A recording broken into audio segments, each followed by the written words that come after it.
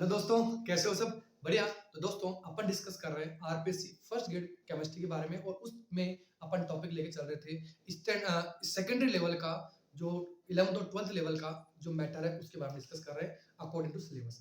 इसमें आज अपन डिस्कस कर रहे हैं दोस्तों आरएस नोमेनक्लेचर के बारे में। क्या कर रहे हैं डिस्कस?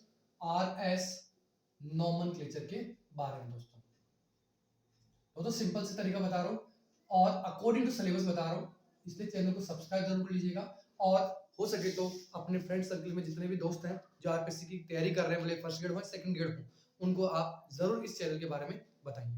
या कोई चार्जर नहीं लिया जा रहा दोस्तों, बिल्कुल फ्री ऑफ कॉस्ट है और कंप्लीट सिलेबस करवाया जाएगा अकॉर्डिंग टू सिलेबस। ठीक है दोस्तों, तो देखिए दोस्तों यहाँ पर डिस्कस करें आरएस नोमेनक्लेचर की। तो इस आरएस नोमेनक्लेचर को मैं तीन जगह यूज करूंगा दोस्तों। एक फिशर प्रोजेक्शन पर, दूसरा वेज प्रोजेक्शन पर, वेज प्रोजेक्शन, और तीसरा दोस्तों होगा मोनोसाइक्लिक रिंग। क्योंकि हो सकता है कि कोई साइक्लिक रिंग देख करके वहां पर अगर कोई कायरल कार्बन मिल जाए और फिर उसका नॉर्मल अपने से पूछा जाए। ब्रिज एंड का भी देखेंगे दोस्तों, अगर ब्रिजिंग कंपाउंड है तो उसका भी मैं बता दूंगा। मैं देखूंगा सबसे पहले कि पुराने पेपर्स में आया हुआ है कि नहीं है, या मैं कह दूं कि जो बीएससी लेवल का मैटर है उसमें है कि नहीं है। अगर उसमें आएगा तो मैं बीएससी लेवल पे कराऊंगा, और अगर मैं यहाँ पे जो देख रहा हूँ दोस्तों वो केवल और केवल अपने सेकेंडरी लेवल पे बता रहा हूँ अकॉर्डिंग टू सिलेबस। ठीक है दोस्तों, तो देखिए फिशर प्रोजेक्शन में बात करें दोस्तों, तो फिशर प्रोजेक्शन में मैंने आपको बताया था कि जो वर्टिकल लाइन होती है दोस्तों वो अवे फ्रॉम द व्यूअर होती है, और जो हॉरिजॉन्टल लाइन होती है वो टुवर्ड द व्यूअर होती है। ठीक है सर। एक और चीज ध्यान रखना दोस्तों, जो आरएस नोमेनक्लेचर अपन यूज करेंगे वो उन कंपाउंड के लिए यूज करेंगे जिनके अंदर कायरल कार्बन प्रेजेंट होगा, या मैं कह दूं स्टीरियो सेंटर प्रेजेंट होगा। और इसके बारे में सबसे पहले स्टीरियो सेंटर या कायरल कार्बन के बारे में बताने वाले जो साइंटिस्ट थे दोस्तों वो थे लीबेल एंड वांटॉफ। ये भी अच्छा क्वेश्चन है। वांटॉफ और लीबेल ये दो साइंटिस्ट थे जिन्होंने ये कहा था कि कोई भी कार्बन, जनरली एक कार्बन जिसपे चारों ग्रुप अगर डिफरेंट डिफरेंट लगे हुए हैं, चारों ग्रुप हो या एटम्स भी कह दूं, अगर वो डिफरेंट डिफरेंट लग रहे हैं तो वो जो कार्बन है जिसपे डिफरेंट डिफरेंट एटम या ग्रुप लगे हुए हैं वो कार्बन क्या कहलाएगा दोस्तों? स्टीरियो सेंटर कहलाएगा या कायरल कार्बन कहलाएगा। इसके बारे में सबसे पहले बताने वाले साइंटिस्ट कौन से थे दोस्तों? लीबेल और वांटॉफ, ये दो साइंटिस्ट थे जिन्होंने इस कायरल सेंटर के बारे में डिस्कस किया था। अब दोस्तों बात करें यहाँ पर आरएस की, तो यहाँ आर और एस से क्या मीनिंग है वो देख लेते हैं। तो आर का मतलब है दोस्तों रेक्टस, और इसका मतलब होता है राइट साइड। यानी अगर मैं जब भी नोमेनक्लेचर करूंगा आरएस का, तो ये जो नोमेनक्लेचर करूंगा वो राइट साइड से करूंगा, यानी क्लॉकवाइज डायरेक्शन के हिसाब से करूंगा। दूसरा एस, जिसका मतलब होता है दोस्तों सिनिस्टर। क्या होता है सिनिस्टर? जिसका मीनिंग होता है दोस्तों लेफ्ट, यानी एंटी क्लॉकवाइज से, एंटी क्लॉकवाइज डायरेक्शन से अपन प्रायोरिटी रखेंगे। क्यों? क्योंकि इसी आरएस नोमेनक्लेचर को तीन साइंटिस्टों ने मिलकर समझाया था। वो था कोहन, इंगोल्ड एंड प्रेलॉग। ये तीन साइंटिस्ट थे दोस्तों जिन्होंने इस आरएस नोमेनक्लेचर को डेवलप किया था, और इसी के बेसिस पर इसको शॉर्ट में सीआईपी नोमेनक्लेचर भी कहते हैं। कौन सा? सीआईपी, कोहन, इंगोल्ड और प्रेलॉग। तो ये ध्यान रखना दोस्तों कि अपन आर और एस का मीनिंग पता होना चाहिए। दूसरा प्रायोरिटी, क्योंकि सबसे इंपॉर्टेंट रहेगी कि जो फिशर प्रोजेक्शन है, क्योंकि आपको तो ऐसा दिया जाएगा और वहां पर फिर अपने को ग्रुप देखना पड़ेगा, फिर उन ग्रुप की प्रायोरिटी चेक करेंगे और फिर प्रायोरिटी के बेसिस पर लेफ्ट से या राइट से, यानी क्लॉकवाइज या एंटी क्लॉकवाइज डायरेक्शन से प्रायोरिटी किस तरह से अपन एडजस्ट कर रहे हैं, चेक कर रहे हैं, उसके बेसिस पर अपन नोमेनक्लेचर करेंगे दोस्तों। तो सिंपल सा तरीका बता रहा हूं दोस्तों, बहुत ही इजी है, सिंपल वे में, कि अगर आपके पास आरएस का मीनिंग पता चल जाए तो ये सबसे पहले पता होना चाहिए कि आर और एस का मीनिंग क्या है। तो आर रेक्टस पड़ा है जिसका मतलब होता है राइट साइड, यानी क्लॉकवाइज डायरेक्शन से काउंटिंग करेंगे। और अगर या प्रायोरिटी रखेंगे, अगर सिनिस्टर है, एस का मतलब सिनिस्टर, जिसका मतलब होता है लेफ्ट, यानी एंटी क्लॉकवाइज डायरेक्शन से प्रायोरिटी को चेक करेंगे। वो जो भी होगा रोटेशन होगा, वो अगर क्लॉकवाइज है तो क्लॉकवाइज के हिसाब से देखेंगे, और एंटी क्लॉकवाइज है तो एंटी क्लॉकवाइज के हिसाब से। अब बात यह है दोस्तों कि मैं प्रायोरिटी दूं कैसे, या तो सीआईपी रूल कह दो उसको, या कह दो सीक्वेंस रूल कह दो दोस्तों, या कह दो प्रायोरिटी रूल। और इसके लिए कोई दिमाग नहीं लगाना दोस्तों, इसमें आपको सबसे पहले दो चीजें चेक करनी है। एटॉमिक नंबर चेक कर लेना दोस्तों, जहां हायर एटॉमिक नंबर होगा, हायर एटॉमिक नंबर होगा, वहां से आपने को प्रायोरिटी रखनी है। रख लेंगे बिल्कुल, और अपन चेक कर लेंगे एटॉमिक नंबर को ग्रुप के हिसाब से। दूसरा, अगर सेम एटॉमिक नंबर हो तो फिर अपन चेक, अच्छा आइसोटॉप, सॉरी आइसोटॉप हूं, तो आइसोटॉप के हिसाब से जो हैवियर आइसोटॉप्स है, हैवियर आइसोटॉप्स, इनको पहले प्रायोरिटी देंगे, आइसोटॉप्स। ठीक है दोस्तों। फिर अगर कह रहे हो सर एटॉमिक नंबर सेम हो जाए तो फिर कोई दिक्कत नहीं है, उसके आगे वाले एटम्स को चेक कर लेंगे, यानी एटॉमिक मास देख लेंगे। जैसे CH3 है और C2H5 है, तो कार्बन कार्बन के हिसाब से चेक कर लेंगे अपन, कोई दिक्कत नहीं है। ठीक है दोस्तों, तो जनरली आपको ये दो चीजें ध्यान रखनी है बस, समझे। पहला एटॉमिक नंबर चेक कर लेंगे, जिसका एटॉमिक नंबर ज्यादा होगा उसको पहले प्रायोरिटी दे देंगे। दूसरा आइसोटोप चेक कर लेंगे, जहां आइसोटोप हैवियर रहेगा उस समझ गए होंगे आइसोटोप हैवियर का इसका मीनिंग क्या है भाई। आइसोटोप का मतलब क्या है, ऐसे एटम्स जिनका एटॉमिक नंबर सेम हो, एटॉमिक मास डिफरेंट डिफरेंट हो, तो जिनका एटॉमिक मास ज्यादा होगा यानी हैवियर आइसोटोप्स का, उसको प्रायोरिटी पहले दे दी जाएगी। ये था अपने पास जनरल रूल। अब इस रूल को मैं इस फिशर प्रोजेक्शन पर अप्लाई करके बता रहा हूं, और उसका नोमेनक्लेचर कैसे देना है वो मैं बता रहा हूं। सिंपल सा सीधा सीधा बता रहा हूं दोस्तों, कोई एक्स्ट्रा फालतू कोई नोट्स नहीं लिखना है, नहीं कोई आपको मैटर की जरूरत है, आपको सीधा क्वेश्चन अटेम्प्ट करना है, बस इस तरीके को फॉलो करते हुए। ठीक है, चलिए फॉलो करते हैं अपन और कुछ एग्जांपल करेंगे दोस्तों। दोस्तों मैं कुछ तरीके बता रहा हूं आपको, उन तरीकों को आप फॉलो करें, आपका इजी वे में फिशर प्रोजेक्शन के बेसिस पर आरएस नोमेनक्लेचर क्लियर हो जाएगा। वो क्या है, सबसे पहले तो आपको ये देखना है कि जो भी कंपाउंड मिलेगा, जैसे मैंने कहा कि अगर एक कार्बन वाला कंपाउंड है तो अपने वो सिंपल से कैसे नाम देंगे। तो मैंने कहा कि जितने भी वर्टिकल वाले ग्रुप अटैच होंगे, जो भी होंगे, भले कोई सा भी हो प्रायोरिटी के अंदर, अगर वर्टिकल पर है तो ये मान के चलना कि वो क्या है, अवे फ्रॉम द व्यूअर है। ये पहचान जाएंगे, बिल्कुल पहचान जाएंगे। और जो वेज पर है वो क्या है दोस्तों, टुवर्ड्स द व्यूअर है, टुवर्ड्स द व्यूअर। ठीक है दोस्तों, अवे फ्रॉम द व्यूअर और टुवर्ड्स द व्यूअर है। अब आपने क्या करना है, आपको चार कैटेगरी बना देता हूं मैं सिंपल से।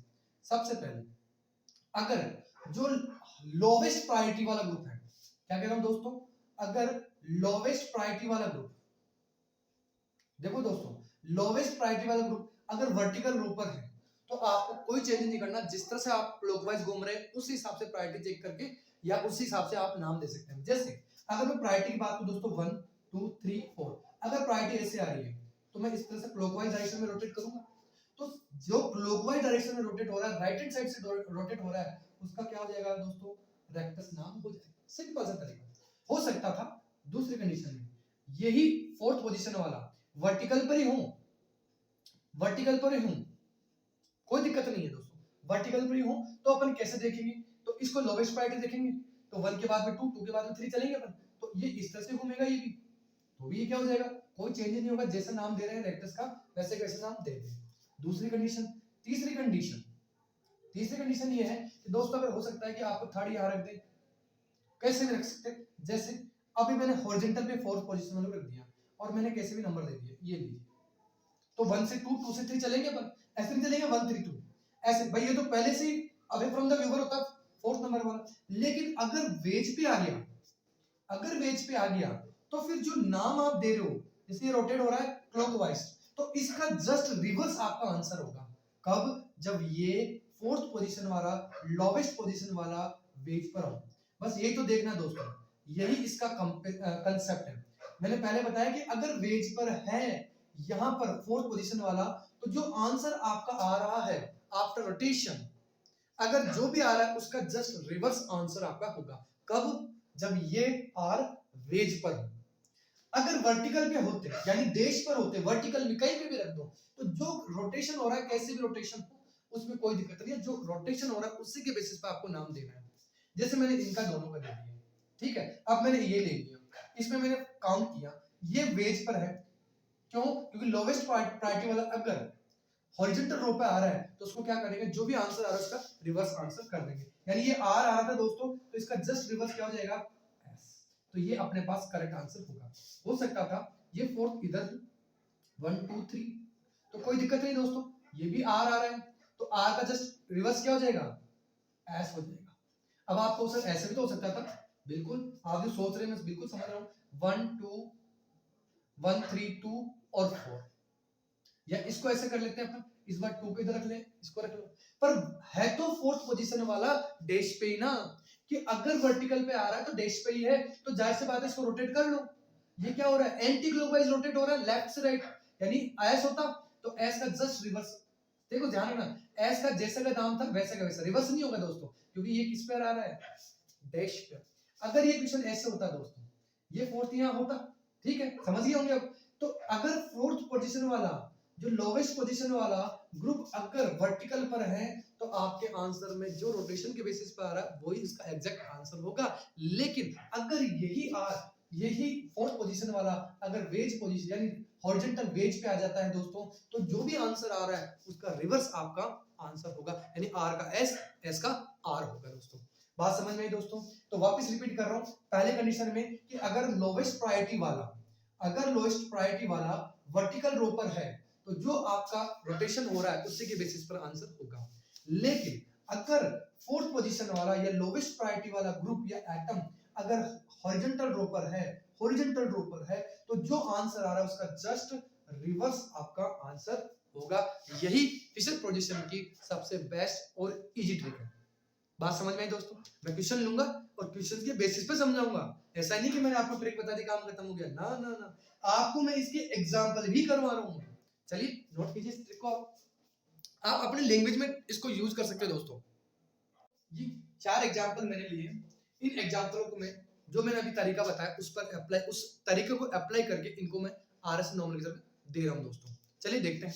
सबसे पहले बात करते हैं इस पहले क्वेश्चन की। इस क्वेश्चन में प्रायोरिटी चेक कर लीजिए। प्रायोरिटी का मतलब है आपको सीक्वेंस चेक करनी है। प्रायोरिटी का तरीका क्या बताया, सबसे पहले आप एटॉमिक नंबर चेक कर लीजिए। एटॉमिक नंबर जिसका ज्यादा होगा उसको पहले प्रायोरिटी देंगे। अगर एटॉमिक नंबर सेम हो कोई दिक्कत नहीं है, मैंने कहा एटॉमिक मास या कोई अदर एटम जो कि सेंटर एटम जुड़ा हुआ है, जो भी ग्रुप से जुड़ा हुआ है उसके बेसिस पे, ये भी मैं बता दूंगा। अगर एक से ज्यादा कोई अलग अलग ग्रुप आ रहे हैं वो मैं बताता चलूंगा दोस्तों। ये सारे कंसेप्ट लगा के बताऊंगा दोस्तों, ऐसा कुछ नहीं है। तीसरा है आइसोटोप्स। ये लो, ये रूल ही आपको काम कर जाएंगे यहाँ पर, इसके अलावा कोई एक्स्ट्रा रूल लगाने की जरूरत नहीं है। देखो दोस्तों, ये अगर मैं सबसे पहले प्रायोरिटी देखूं एटॉम नंबर, सबसे हाईएस्ट एटॉम नंबर आयोडीन का, फिर ब्रोमीन का, फिर क्लोरीन का और फिर फ्लोरीन का। लोवेस्ट किसका है, फ्लोरीन का। और लोवेस्ट प्रायोरिटी वाला कहां रखा हुआ है, हॉरिजॉन्टल रो। तो ये होगा कि जो हॉरिजॉन्टल रो पर लोवेस्ट प्रायोरिटी वाला होगा उसका जैसे भी आंसर आ रहा होगा ना, उसका जस्ट रिवर्स अपना आंसर होगा।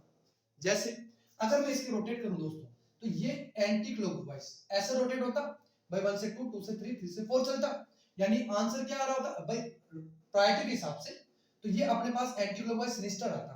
तो इसका जस्ट रिवर्स क्या हो जाएगा दोस्तों, आर हो जाएगा। अब आप सोचो कि इवन चेंज होके आ रहा है, बिल्कुल दिक्कत नहीं है, इवन चेंज करके ही अपन ये आंसर निकाल सकते हैं, ये भी मैं बताऊंगा। लेकिन सबसे पहले आपको क्वेश्चन अटेम्प्ट करना सिखाना है दोस्तों। सबसे पहले आप क्वेश्चन को देख के कैसे इसको सॉल्व कर सकते हैं ट्रिकली, वो तरीका भी मैं बताऊंगा, इवन चेंज वाला भी। इसमें देखिए दोस्तों, पहला, दूसरा, तीसरा और चौथा, तो अपन जानते हैं कैसे रोटेट होगा, यही रोटेट होगा। अब ये देखो कि जो लोवेस्ट प्रायोरिटी वाला है वर्टिकल पर है क्या, बिल्कुल, तो कोई चेंजेस नहीं होगा, जैसे इसका रोटेशन चल रहा है वैसे वैसे रखेंगे, यानी सिनिस्टर है, लेफ्ट से घूम रहा है, रोटेट हो रहा है दोस्तों। ये देखिए 1 2 3 4 प्रायोरिटी के हिसाब से देख लिया मैंने इस तरह से, तो एस का ऐसे रहेगा, कोई चेंज नहीं होगा। इसमें एस का क्या हो जाएगा दोस्तों, आर हो जाएगा। यहां जाइए दोस्तों, अब देखो सबसे पहले एटॉमिक नंबर चेक करो, यहां इसको थोड़ा सा लिखता हूं दोस्तों, ऐसे CH को लिख सकते हैं ऐसे, और इसको मैं ऐसे लिख दूं क्या? देखो रूल लगाने की जरूरत नहीं है दोस्तों, एक छोटा सा कंसेप्ट है उसको लगाते चलो, आपको कोई एक्स्ट्रा एफर्ट लगाने की जरूरत नहीं पड़ेगी। यहां मैं देखूं सबसे पहले ऑक्सीजन या हाइड्रोजन या कार्बन और यहाँ कार्बन, तो फर्स्ट नंबर दे दूंगा इसको, बात सॉल्व हो गई।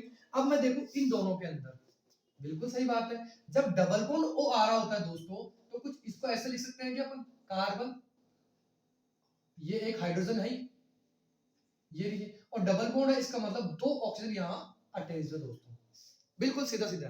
अब यहाँ देखो दोस्तों, कार्बन है, बिल्कुल सर कार्बन कार्बन है, तो आगे वाले चले तो एक ऑक्सीजन ये रहा, इसमें भी एक ऑक्सीजन हो रहा, लेकिन दूसरा ऑक्सीजन एक और है, तो ये देखिए दोस्तों, जबकि यहाँ पर केवल हाइड्रोजन है, तो अब इन दोनों में से किसको प्रायोरिटी दे दूंगा दोस्तों, मैं इसको दूंगा, इन दोनों में कोई दिक्कत नहीं है, ये लो।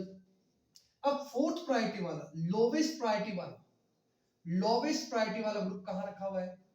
बिल्कुल आपको वही सर वर्टिकल पे रखा हुआ है, वर्टिकल पे रखा हुआ है, कोई चेंज नहीं करना, जैसे रोटेट हो रहा है वो चेक कर लीजिए, ये लीजिए क्लॉकवाइज रोटेट हो रहा है क्या? आंसर हो गया दोस्तों इसका, बिल्कुल सीधा सीधा तरीका है दोस्तों, समझ में आया? यहां जाते हैं दोस्तों, ये पहली प्रायोरिटी, ये दूसरी प्रायोरिटी, ये तीसरी प्रायोरिटी और ये चौथी प्रायोरिटी। चौथी प्रायोरिटी कहां पर है? लोवेस्ट प्रायोरिटी कहां रखी हुई है? प्रायोरिटी कहां रखी है दोस्तों? हॉरिजॉन्टल पर। तो जो भी आपका आंसर आ रहा है उसका रिवर्स आंसर होगा, देखो कैसे, ये 1 ये 2 ये 3 ये एंटी क्लॉकवाइज रोटेट हुआ क्या दोस्तों? एंटी क्लॉकवाइज रोटेट हुआ क्या? देखो, तो एस आता और एस चेंज हो जाता, रिवर्स हो जाता, क्यों? क्योंकि लोवेस्ट प्रायोरिटी वाला कहां रखा हुआ है? हॉरिजॉन्टल रो पर रखा हुआ है, तो जो भी आपका एस आंसर आ रहा है उसका जस्ट रिवर्स आपका आंसर होगा। ये लीजिए दोस्तों, फिशर प्रोजेक्शन पे लगने वाला आरएस नोमेनक्लेचर का रूल आपको मैंने इसी ट्रिक से समझा दिया। कुछ और एग्जांपल बता के मैं आपको बता देता हूं दोस्तों, फिर आप सॉल्व कीजिए, कोई दिक्कत नहीं आती दोस्तों, ठीक है दोस्तों? चलिए कुछ एग्जांपल है, आप वीडियो को पॉज करके इन एग्जांपल को सॉल्व कीजिएगा और फिर अपने आंसर मैच कीजिएगा। सिंपल तरीका से मैं बता रहा हूं, आपको केवल ये ध्यान रखना है कि अगर फिशर प्रोजेक्शन वाला है क्वेश्चन तो आपको दिमाग नहीं लगाना है, मैं फिर बोल रहा हूँ आपको दिमाग नहीं लगाना है, क्योंकि कई चीजें ऐसी होती है क्योंकि पेपर अपन जब कर रहे होते हैं तो वहां अपन अगर कंसेप्ट को लगा के सोल्व करते हैं, क्योंकि कई बार ट्रिक अगर काम करती है तो कंसेप्ट लगाने की जरूरत नहीं है। क्यों? क्योंकि आपके पास इतना टाइम नहीं है कि आप कंसेप्ट लगा करके उसको सोच करके टाइम दे करके क्वेश्चन को सोल्व करें। अगर आपके पास ट्रिक है और वो क्वेश्चन उस ट्रिक से वो क्वेश्चन इजी वे में कम समय में सोल्व हो रहा है तो दोस्तों वो ट्रिक यूज कर लीजिए। मैं ये नहीं कह रहा कि सभी क्वेश्चन को ट्रिकी सॉल्व करें, ना ना, कुछ क्वेश्चंस के लिए, ताकि आपका टाइम आपके पास में सेव हो सके और उस टाइम को अपन अदर क्वेश्चंस पर लगा सके। ठीक है दोस्तों, चलिए आप चेक कर लिया होगा आप लोगों ने।